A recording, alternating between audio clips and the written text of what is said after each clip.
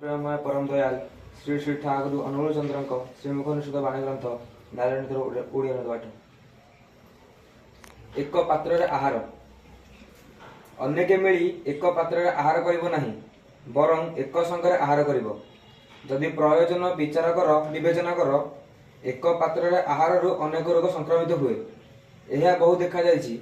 यह फल तुमे रोगदुष्ट हुई समस्त परिवार को मध्य रोगदुष्ट कर पकई पार। जहाँ स्वास्थ्य आनंद और जीवन को अवनत करे ताहा ही पाप। तेणु सुस्थ गुरुजन व्यतीत काहारी उच्छिष्ट भोजन को हिंदू कहीं वैज्ञानिक माने विशेष भाव निंदा करिसेंती। बाणी संख्या 56। परम प्रेममय परम दयाल श्री ठाकुर अनुकूल चंद्र श्रीमुख निषुध बाणी ग्रंथ शाश्वती ग्रंथर ओडिया अनुवाद पाठ।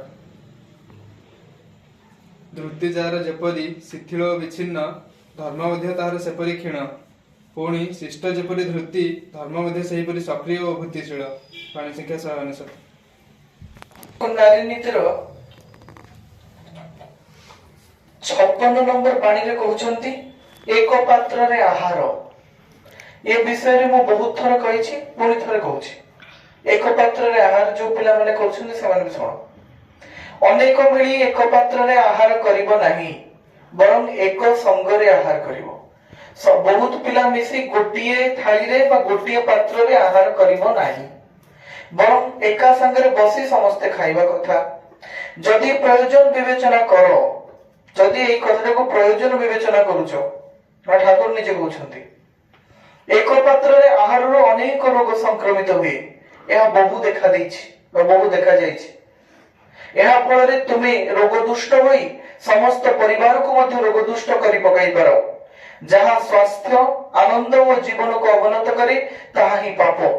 जहाँ स्वास्थ्य को आनंद को जीवन को अवनत कर दउछि ताहा होछि पाप। तेणु सुस्थ गुरुजन को व्यतीत कहारी उच्छिष्ट भोजन को हिंदू कहीं वैज्ञानिक माने विशेष भाव में निंदा करिसेंती। जे सुस्थ गुरुजन माने तमे जब छोट थिबो गुरुजन सुस्थ अच्छे को गुरुजन तुम आजिकल सुस्थ अछंती तमे सुस्थ गुरुजन आजिकल मध्य नाहांती।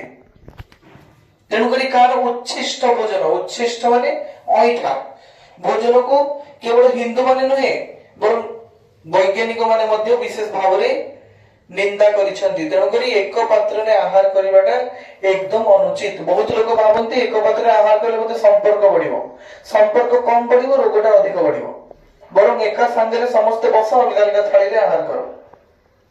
कायना तमर जो यार वैज्ञानिक कारण अछि तुम तो निजे पढुछ सब बायोलॉजी स्टूडेंट एठी रहउछ जे तमर जो सलाइवाटा अछि सेटा तमर खाइबा तुम जले खाउछ तुम पार्टी के जाउछि पुनी सेटा सेही हातटा पुनी आउछि थाली को।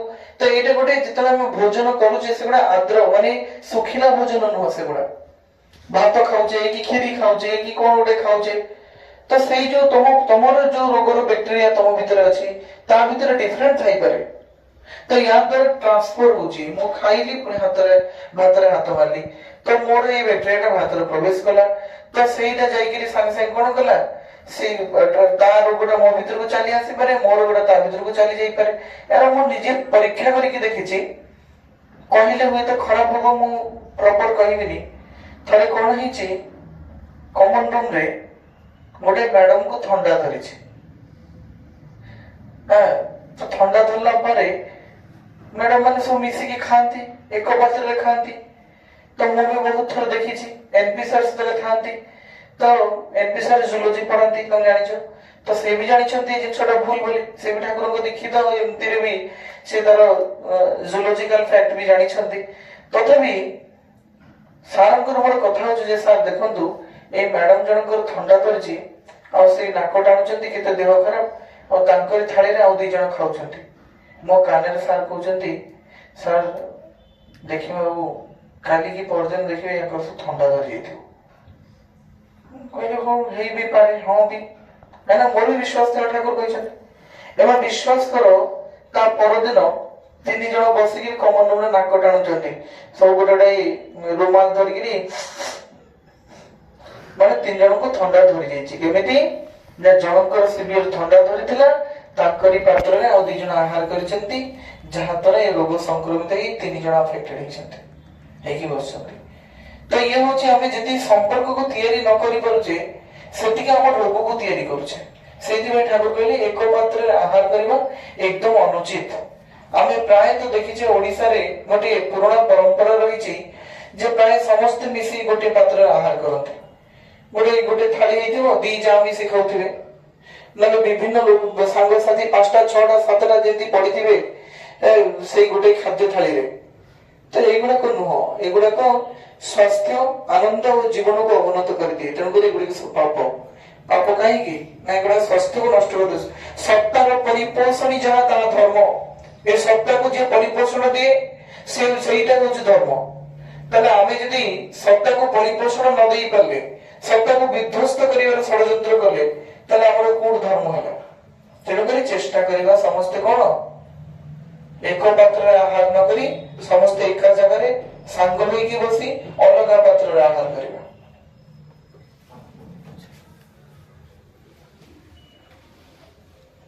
ଶାଶ୍ୱତୀ ଗ୍ରନ୍ଥର ଧର୍ମ ଅଧ୍ୟାୟରେ ବାଣୀ ସଂଖ୍ୟା 169 କହୁଛନ୍ତି, ଧୃତି ଯାହାର ଯେପରି ଶିଥିଳ ଓ ବିଚ୍ଛିନ୍ନ।